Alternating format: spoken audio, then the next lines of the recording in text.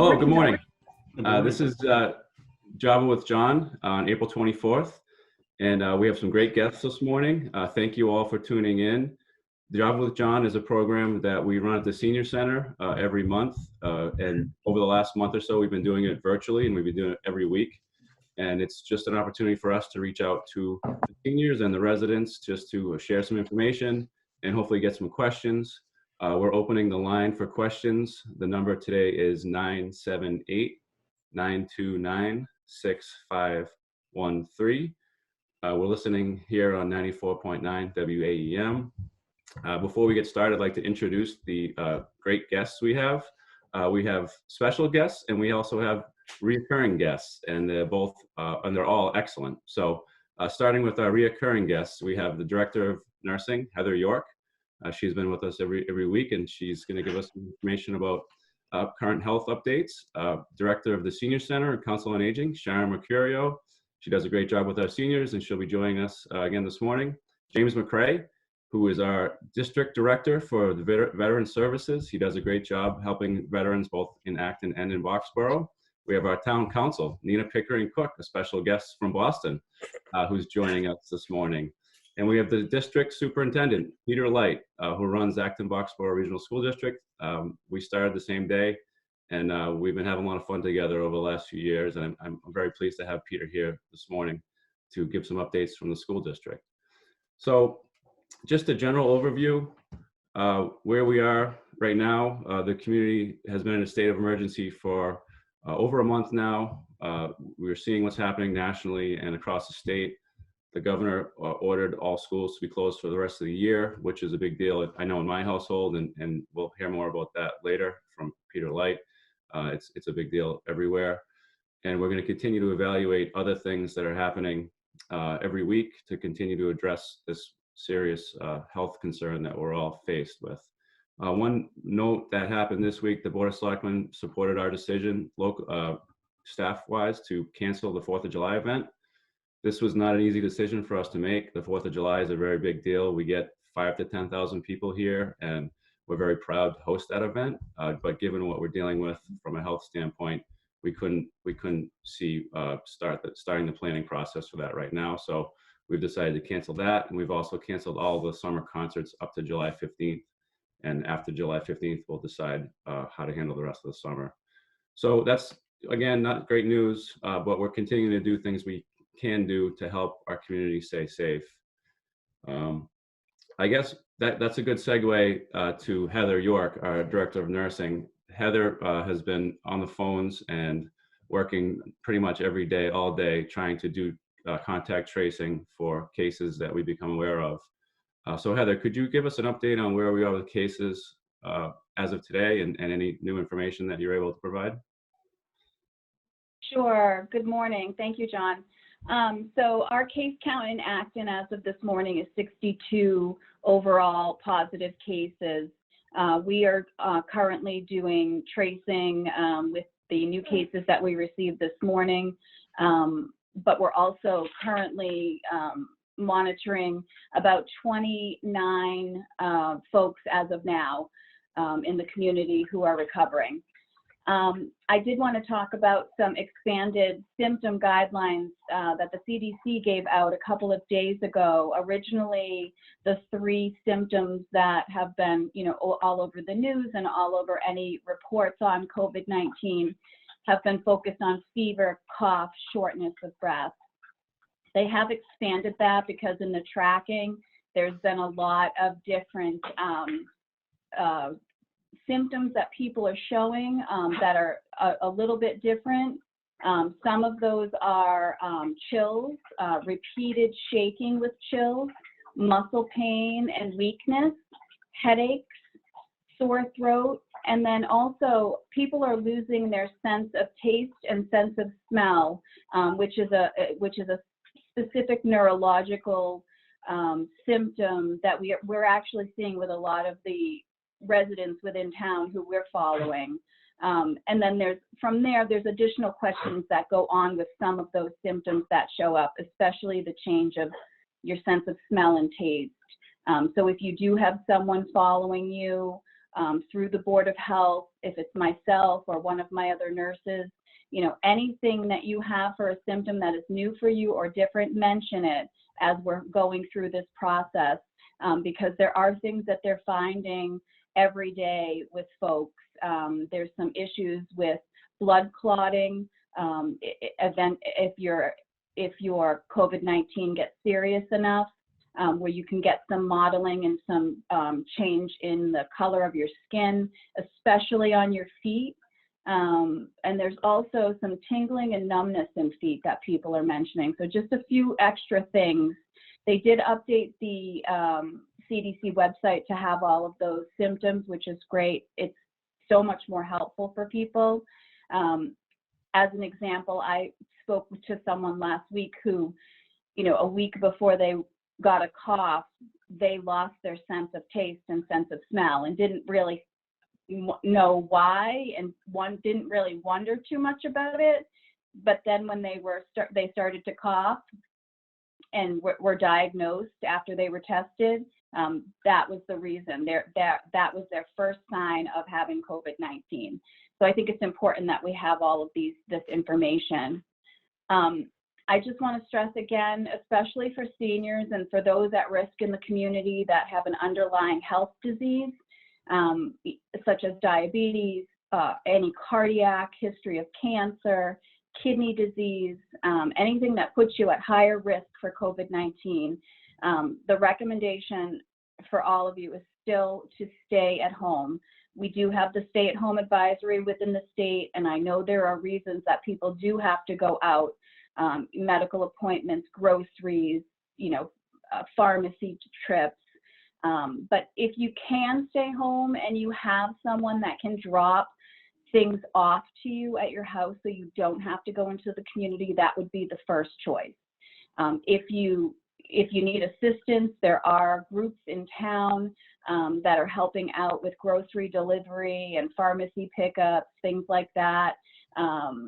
Sharon and her crew at the Council on Aging are helping folks within the community to do those things. If you do have to go out though for essential items, please make sure you're still socially distancing. Make sure you have a face covering.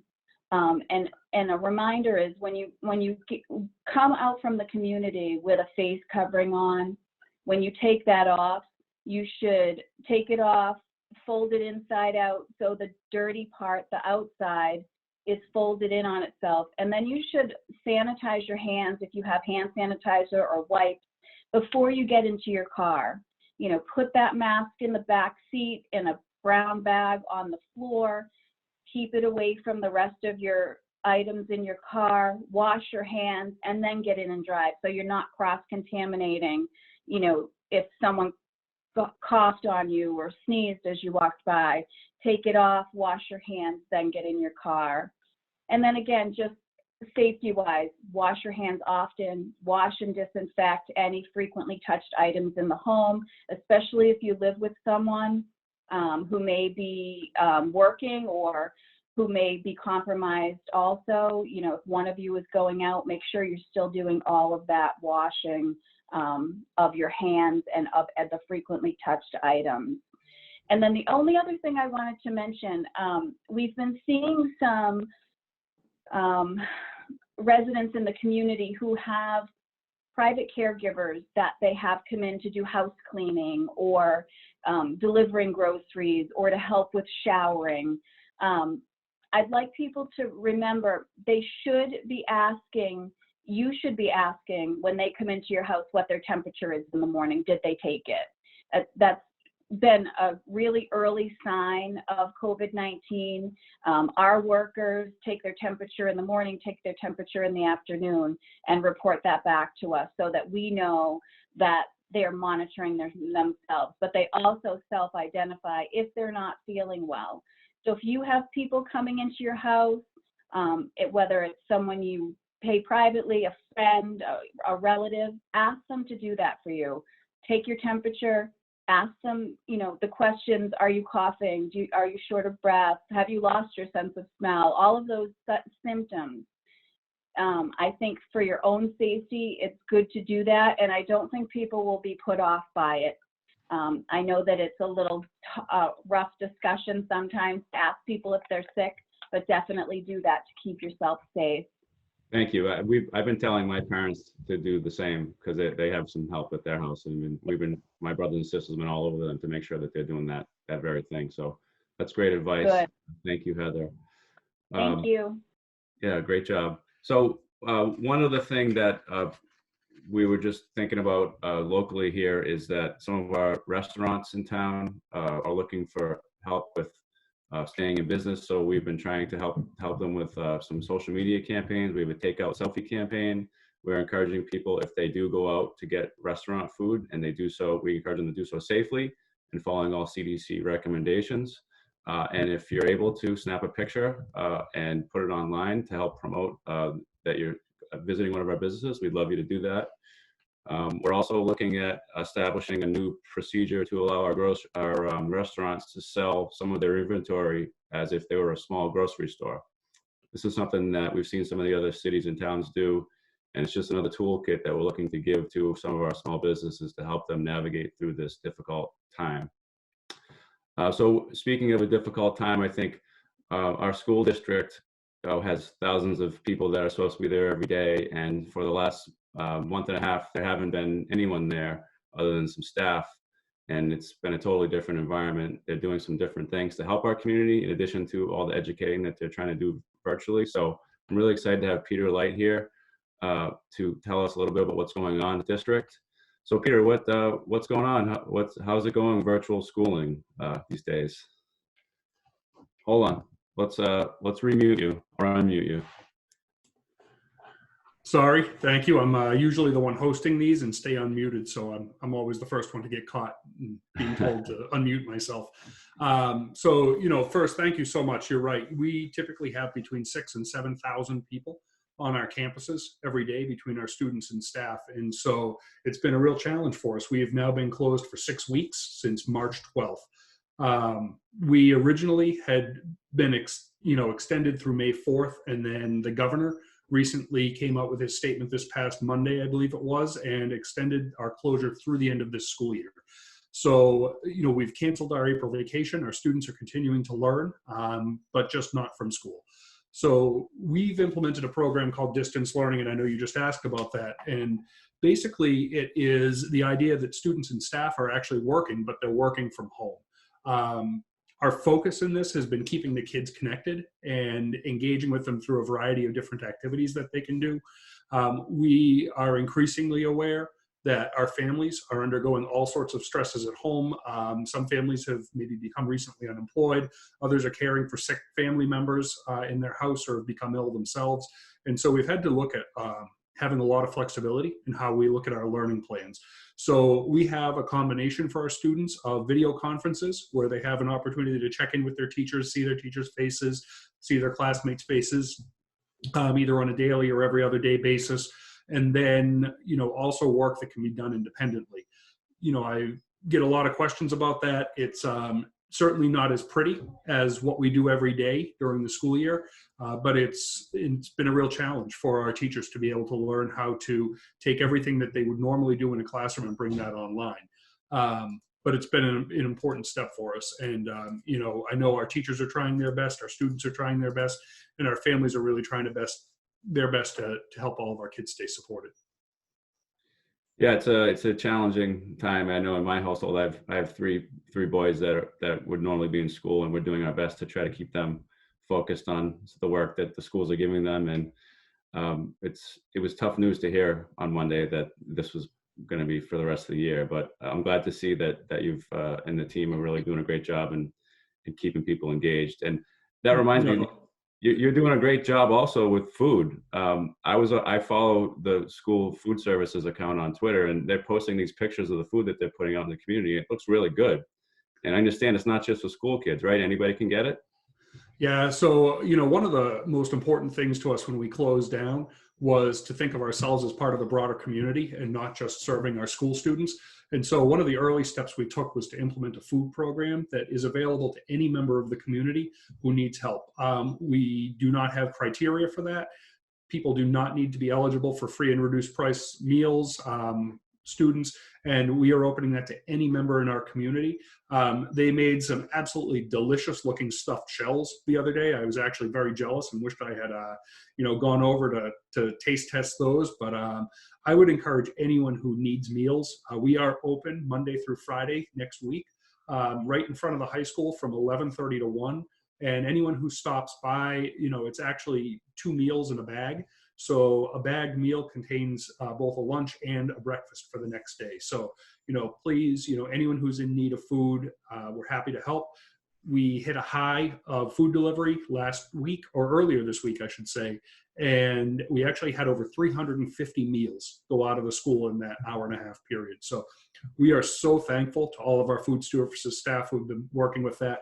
We're also really thankful to Neighbor Brigade, because for all of the people who maybe can't get out of their house right now to go get the food, they're willing to organize volunteers to actually pick up the food at the high school for you and make it to your house. So if you need some help, please feel free to contact Neighbor Brigade or stop by the high school from 11:30 to 1 Monday through Friday. Hey, Peter, do you ask people questions when they show up for the food? I mean, I think some people may be concerned about having to answer kind of intrusive questions about why they need the food or what their means are. Yep. Is that part of the process you go through? There's really one question that our staff will ask, which is how many meals do you need? Okay. And how many people are you feeding? That's all we want to know. We just want to make sure that we take care of as many people as possible and make people feel comfortable with the process. That's great. Well, what a great program. So thank you. That's great to hear. You did 350 earlier this week. Hopefully that continues. So this is the Job with John program. I'm John Mangiaratti, the town manager. We have a series of special guests this morning. We're broadcasting on 94.9 WAEM. I'm pleased to introduce our next guest, Nina Pickering-Cook, who serves as town council for our community. We've been working very closely with Nina on several things that have been happening at the state and federal level to try to understand how they apply to us. So Nina, could you tell us a little bit about some of the challenges that you're helping us and as it relates to this new pandemic that we're dealing with? Yeah, sure. So as people may or may not know, cities and towns or governments encompass a whole range of functions in day-to-day life, but do not necessarily have the flexibility to change the way they do business as easily as private companies do, for instance. They're governed by statutes and laws and regulations and protocols, all of which is my job to remind John and the Board of Selectmen on a daily basis what those requirements and restrictions are. Those requirements and restrictions don't go away just because we're in a pandemic or a public health emergency.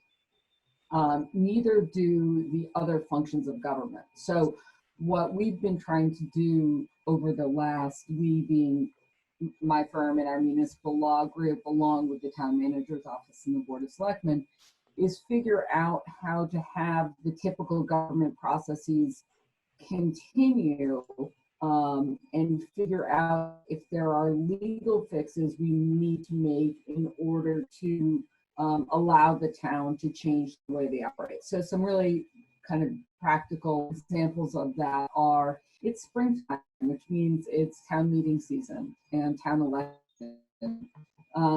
Cities and towns, or towns at least, do not have the ability just to up and change the date of town meeting, or up and change the date of a town election. That's not within their authority to do. We needed to, along with all the other cities and towns in the state, go and get legislation from the general court to allow some flexibility for when those elections can be held, when the town meetings can be held, how long can you put them out in order to figure out when a time is safe for, collecting everyone in one room to hold a town meeting. So It also, another example is holding meetings virtually, right? We have the open meeting law, which has a number of requirements on how you run public meetings and public hearings. A lot of those rules and regulations need to be changed and augmented to take into account that a lot of this is going to be done virtually. So thankfully, I think the state was very responsive to municipalities. I mean, municipalities were really on the front lines of this right at the beginning of pushing the state and saying, okay, we need the ability to respond to this stuff. So, you know, changes to the open meeting law, changes to the election, changes to the budget cycle has really been the focus at the beginning, and working with the Board of Health and the health department and making sure they have the tools they need and they understand the kind of legal environment they're working in as they deal with this public health emergency. So thank you. You brought up an interesting point, all these Zoom meetings. I've been Zoom meeting, you know, it feels like 10 times a day, and it may just be 10 times a day, but I'm wondering for our guests today, I know I've seen some unfortunate things happen in Zoom meetings, but what's the funniest thing that any of you seen happen in a Zoom meeting since we've started doing all these virtual meetings? Anyone have anything that comes to mind? I mean, I don't have any funny stories. It's always just the inevitable, you know, mute and unmute problem. Oh, I've seen dogs and cats jumping all over people when they're trying to meet, Yep. or a lot of kids jumping in the scene. I know my kids have come down and asked me if they could watch TV and stuff like that during meetings. But no, it's been an interesting time to see everybody's home environment too. We're seeing a few here on the screen. We see James McCray's cool Red Sox thing, for those of you watching. We have close to 40 people watching right now on YouTube Live, so we're breaking new records. Again, I know we have thousands listening on the radio and thousands more that watch throughout the week when it's rebroadcast, but we do have a great audience here, and we appreciate this on Java with John. So thank you, Nina. I guess one other thing that before we move on to our next guest is there's a lot of talk about orders and advisories, and there's an advisory that people wear a mask, but it's not an order. What is the difference? I know, like for example, the Board of Health here is doing a great job in overseeing different regulations, and they've strongly recommended that people wear masks. I wear a mask when I go out in public, and I think it's a great idea. I think everyone should do it. But what is the difference between an order and an advisory? Yeah, so it's just whether it can be enforced or not. So, for instance, the governor at the state level has a stay-at-home advisory. Some states have a stay-at-home order. That means in those states that have a stay-at-home order, if you are out and about traveling the roads and you're not doing so for one of the permitted purposes, such as going to an essential job, going to the hospital, going to a medical appointment, you can get in trouble, right? Like they can stop you and say you are not supposed to be out of your house, you need to go home.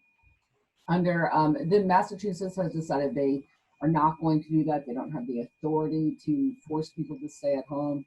So we're under a stay-at-home advisory in Massachusetts, which means, look, this is what we think your civic duty is to practice this behavior and stay at home and only go out for these reasons. But if you go out, the cops aren't going to, you know, stop you and follow you.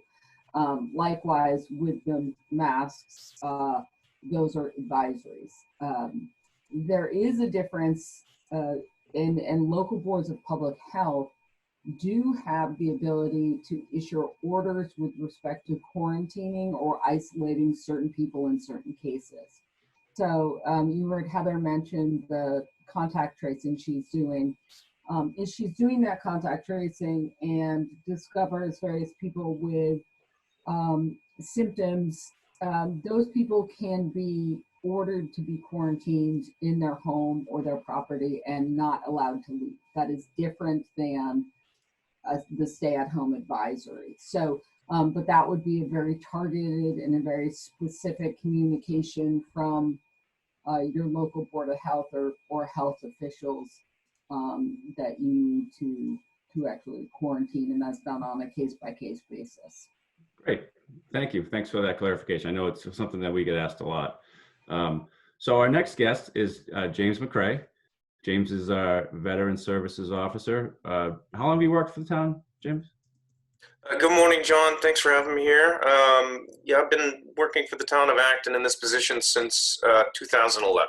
And then just past year, he's been doing such a great job that we actually formed a collaboration with Boxborough, and now he's the district director serving both Acton and Boxborough. So he's providing his services regionally now. So thanks for everything that you're doing, James. So tell us how has your job changed in the last month, and how are you keeping engaged with the veterans that you work with?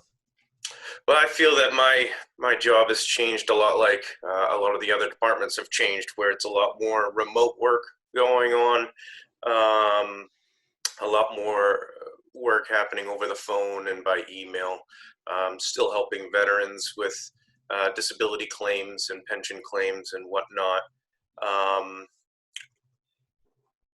One thing I would like to let people know about is that nothing in terms of state and federal benefits have changed, but that's not to say that a lot of these benefits could really help out veterans and surviving spouses in need, especially in times like this. One thing that comes to mind is for any veterans who find themselves out of work and essentially have no healthcare coverage, I highly recommend VA healthcare as a credible form of coverage. It's what I've used since I started working for the town back in 2011. My primary care is at the Bedford VA, which is not far away from Acton.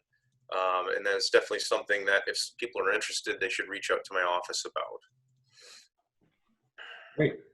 What is there any plug you want to give for some of the services that you're looking to put out to the community, or is there a phone number that people can call if they have questions, or if they know someone that's a veteran that maybe not be accessing services that they should be? Yes, of course. So really to get a clear idea on what an individual may be eligible for, it's going to be based on the individual situation, what their finances look like, what their time in service looked like, what their medical issues are currently. Based on that, we'd be able to figure out exactly what they may or may not be eligible for, either financial and or medical assistance. I think the best thing to do for any veteran or surviving spouse out there who's hurting financially or medically, or just hasn't talked to me yet and is curious about what benefits they may be eligible for, please reach out to me by email at VSO, as in Veteran Service Officer. That's VSO@actonma.gov, or you can always call me at 978-929-6614. And John, one other thing I wanted to mention, nonprofit group out of Devens called Clear Path for Veterans in Fort Devens.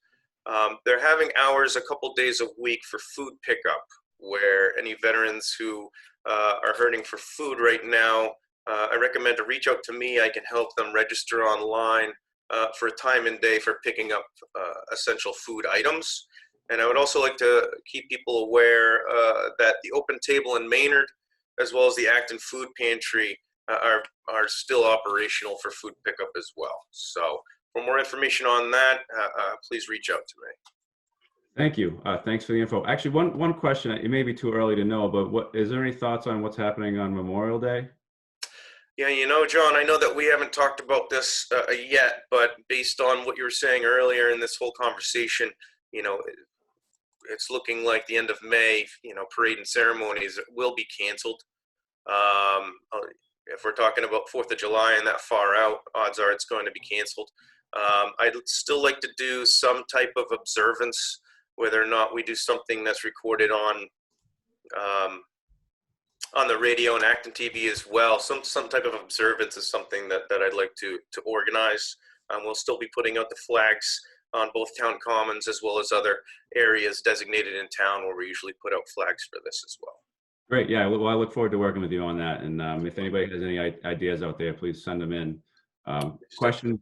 Nice job, James. So questions can come in to manager@actonma.gov or by phone 978 929-6513.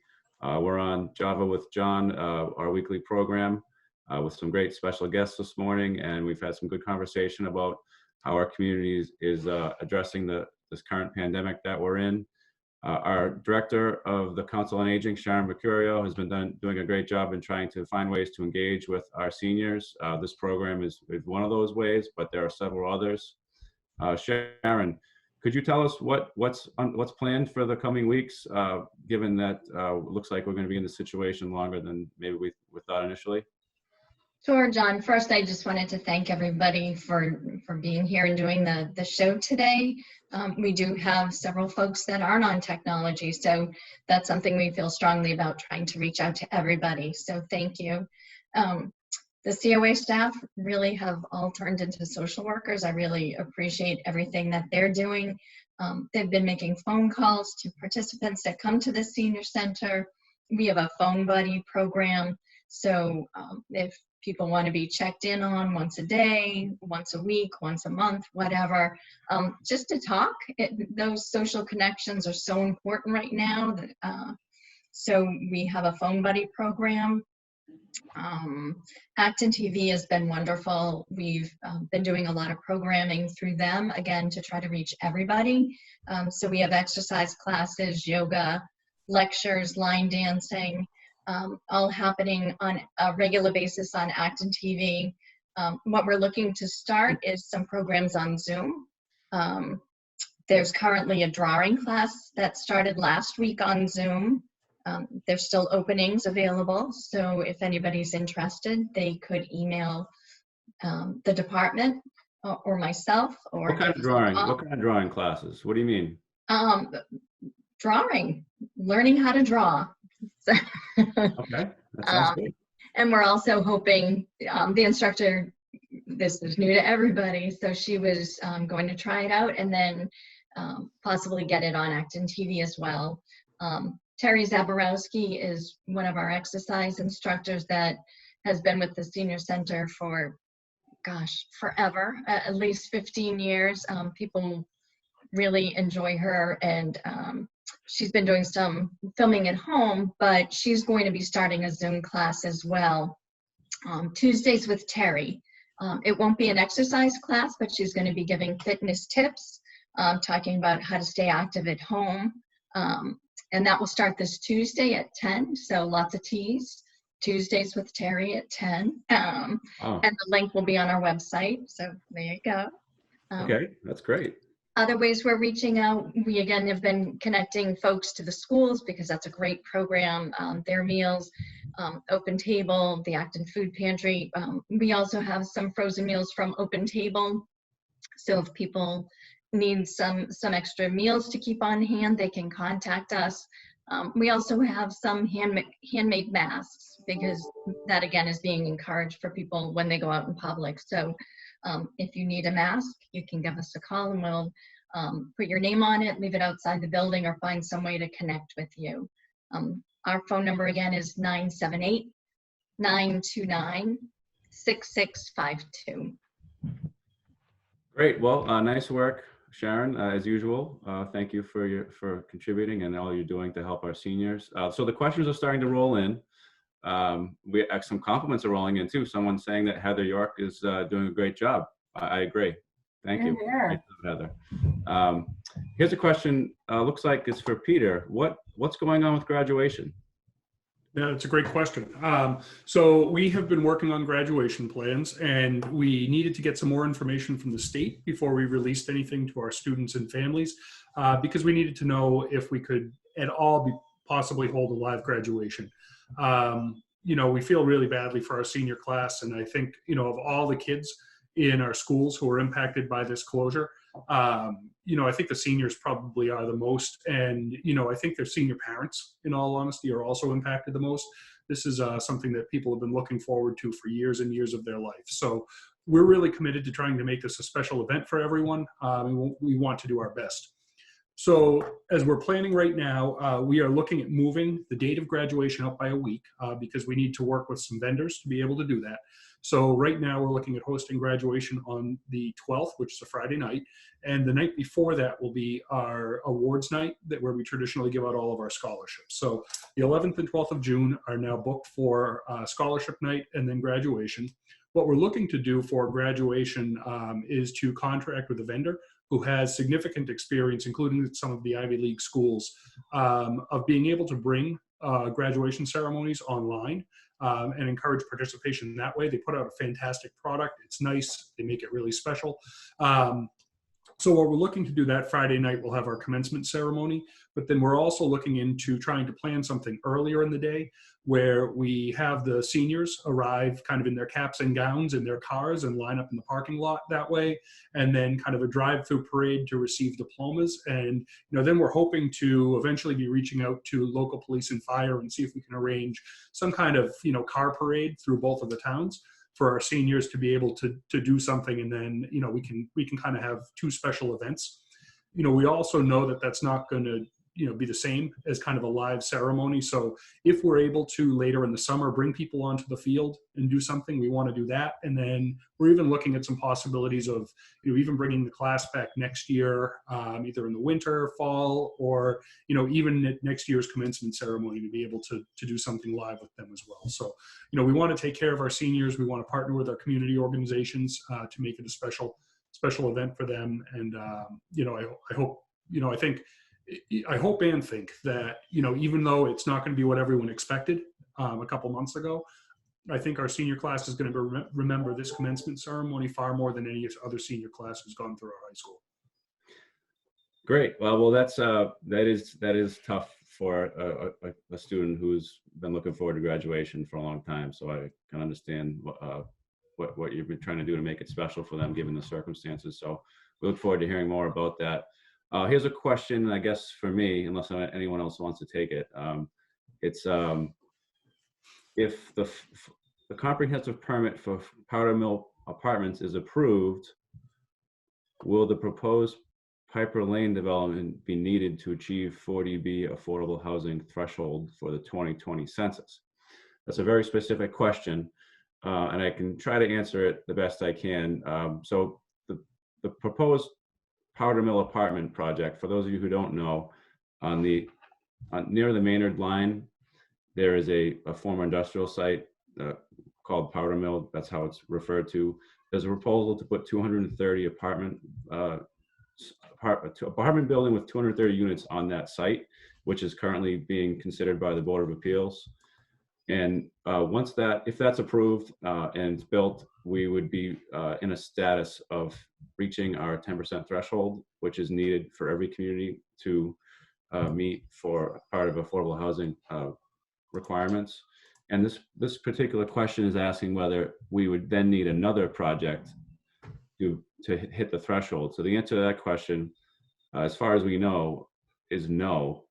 And I think the question is nuanced because the person asked about what about after the 2020 census, and we believe that it will be okay, but the census hasn't been completed yet, so that's something we'll have to evaluate at that time. But our understanding is that we'll be at the threshold once Powder Mill is completed. So I hope that answers that question.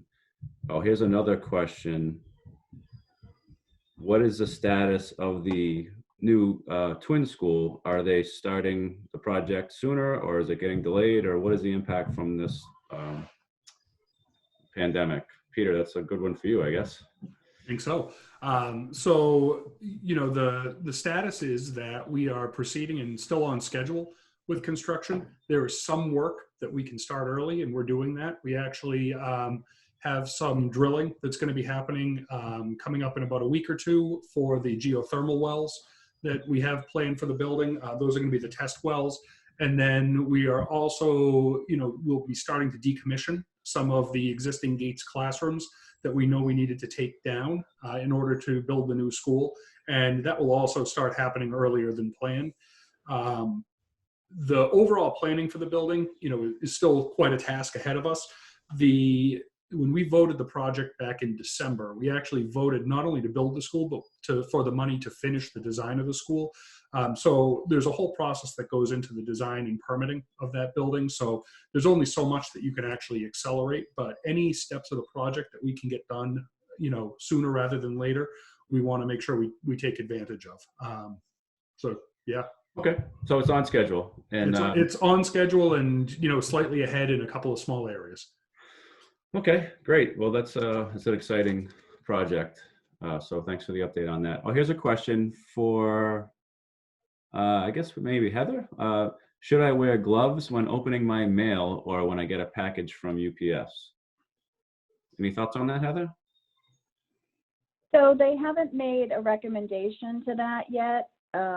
They are telling people just to try to sanitize or spray it with a Lysol as opposed to just opening it right away.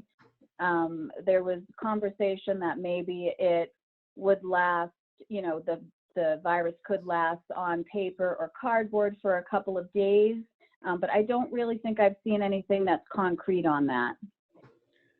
But there's no harm in wearing gloves. I mean, I know what I do. I love getting the mail, and when I do, I just open it and file it. Most of it goes in the recycling because a lot of it's junk mail. But then I just wash my hands very quickly, and then anything that I need to keep, I kind of quarantine until I need to really handle it. Is that a good approach? Definitely, it's not a bad idea to wear gloves if you're touching anything outside the house right now, and then of course wash your hands. Great. Thank you. Here's a question related to gloves. Is there anywhere to get masks or gloves locally? I know there was a run on that stuff early. Are people able to get it if they don't have it? Does anybody have an answer for that one?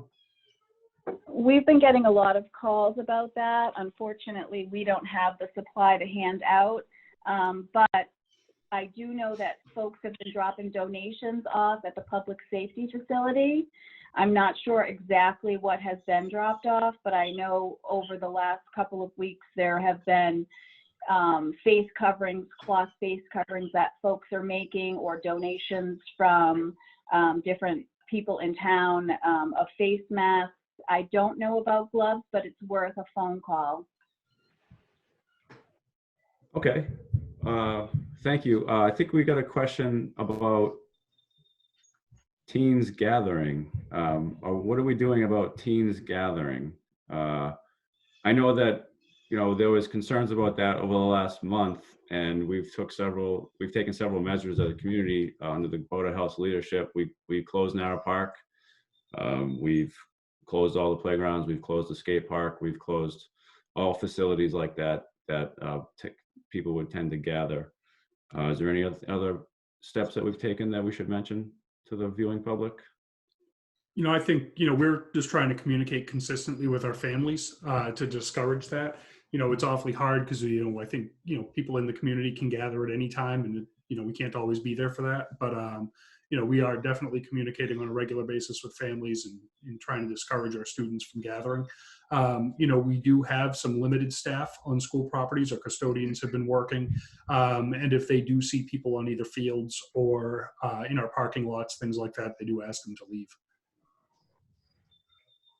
Okay, well, we're at the 45-minute mark, and we've had a great program. A lot of great information was shared, and I really appreciate all of your time this morning. I know you're busy doing a lot of different things, and I appreciate you spending some time with us here this morning. We like to close out these sessions with a poem read by Sharon. She's a poet now. That's part of her new responsibilities. But before we go, if anyone has any parting comments or anything they want to share on their way out, I'll just thank each of you individually. Nina Pickering-Cook, our town council, thanks for being here. Any parting shots or any advice to the public out there? No, the opposite of parting shots. I'm blown away by the work that Sharon and Jim and Heather and Peter are doing. So you guys are doing tremendous work for your community, and thank you so much. Thank you. Thanks for being here. James, James McCray, our Veterans Officer, any last thoughts? Sure, John. It's just that for any veterans or surviving spouses in the area that are hurting financially because of this unprecedented situation we're in, it's hard to reach out and ask for help when you need it, but just to know that these benefits are here for a reason. They're here as a result of your service to our country, and that anything that's discussed with my office is kept confidentiality is a top priority in my office. So if you're curious about benefits, if you want to know what's out there, please, I recommend reaching out to my office. Thank you. Thanks a lot, James. Heather, any parting comments? I think my only comment would be we've noticed when we're doing contact tracing and calling residents in the community, you know, some people do have a hesitation to give out information. So we refer them to the town website to find our department, to find our phone number, and to call us back and verify that it's actually us calling. So we've done that a number of times. We direct them to the town website, find our number, call us back, and then ask, you know, for the person who you spoke with. Just because people are concerned, there are a lot of scams going on. I know Rich Burrows was on with us last week, and he did mention a few of those things. You know, there are phone calls, there are people stopping and sending text messages with links on them. If you get anything like that, don't click on the link. You know, there's a lot of concerning scams. So I understand that people are hesitant to give personal information. I would be too. So we always recommend hang up with us, look up the phone number and call that number, and then you'll get us again in the office. So it is a concern for people, you know, giving out personal information. Thank you. That's a great reminder, and great work as usual, Heather. Peter, thank you for joining us this morning. I know you're very busy over there. Any final comments? And maybe you'll come back again, but we really appreciate you being here this morning. I'd be happy to come back anytime. We'll get you real coffee next time. Yeah, there you go. Perfect. I expect that. I just want to thank the whole community because, I think this has been an incredibly challenging time for everyone. We're seeing lots of families in need, lots of educators in need. And it's been just a wonderful supportive community in terms of, making sure that we have all the services and supports in place. Thank you to everyone here. I know we've all been working together as this has evolved. I would just, end by saying that, reminder about our meals program, that we have that Monday through Friday, 11:30 to 1 right at our high school, or you can contact Neighbor Brigade to arrange for delivery if you need that as well. But even though our primary mission is to serve our children, we just want to make sure that we're really here for everyone in the community as well, at least to the extent we can be.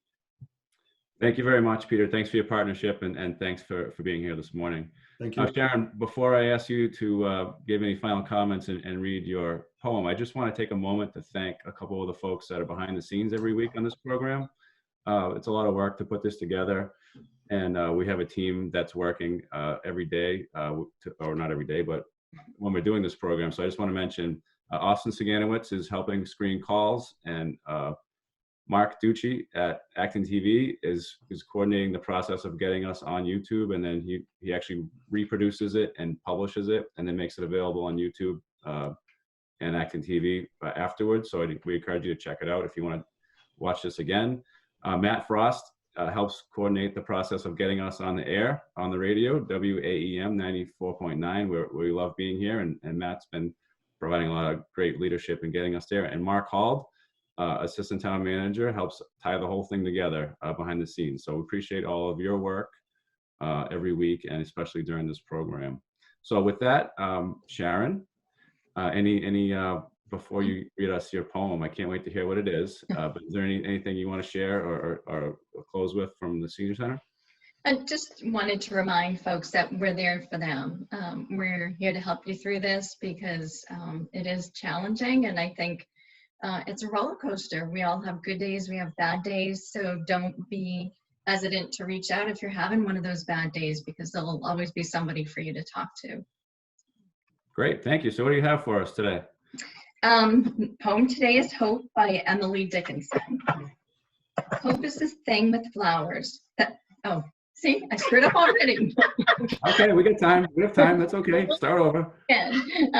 Hope is the thing with feathers that perches in the soul and sings the tune without the words and never stops at all. And sweetest in the gale is heard, and sore must be the storm that could abash the little bird that kept so many warm. I've heard it in the chilliest land and on the strangest sea, yet never in extremity it asked a crumb of me. Beautiful. Nice job as always. Nice. So this has been Java with John on April 24th, 2020. Thank you all for listening, and thank you very much to all the guests who joined me this morning. Have a good weekend, everybody. Stay safe and stay healthy.